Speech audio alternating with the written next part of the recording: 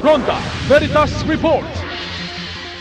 DOH tiniyak ang pagkakaloob ng mga libreng gamot sa mga evacuees na naapektuhan ng kalamidad. Ang balitang yan sa ulat ni Nolan Ariola. Maraming salamat mga kapanalig. Siniguro ng Department of Health na may nagbabantay sa kalusugan ng mga evacuees sa mga evacuation centers kasunod ng pagbibigay ng ahensya ng mga karagdagang gamot tulad ng doxycycline, diabetes maintenance, vitamins, maintenance sa hypertension, antibiotics, gamot sa ubo at first aid kits sa mga LGU na naapektuhan ng ulan at pagbaha. Mismong si Secretary Ted Herbosa na sinamahan ni Mayor Maan Teodoro ang bumisita sa Marikina, partikular sa Nangka Elementary School ngayong araw kung saan nanatili ang 502 na pamilya o 2,407 na individual at sa H. Bautista Elementary School na may 603 na pamilya o 3,880 na evacuees.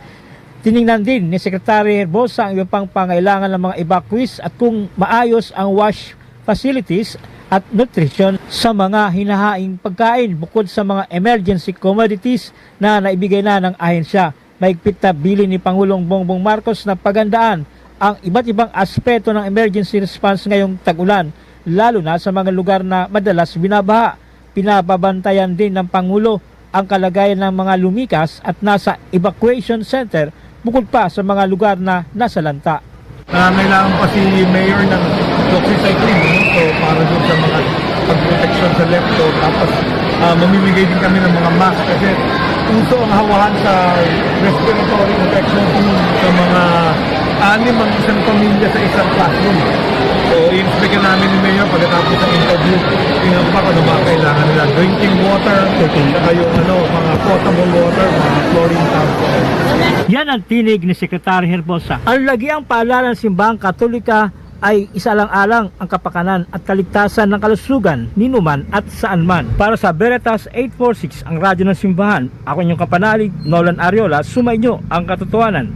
Ronda Veritas Report. Celebrating 56 years of Catholic Broadcasting this Jubilee Year 2025. Pilgrims of Hope. From Mega Manila, Philippines to the World Wide Web. Veritas 846 Kapanalig. Kapanalig makinig, usap-usapang may hatid, tanging pag-asa at pag-ibig, nagpapalaya ang katotohanan ng batid. Veritas 846, ang radyo ng simbahan. Member, Catholic Media Network and kapisanan ng mga broadcaster ng Pilipinas.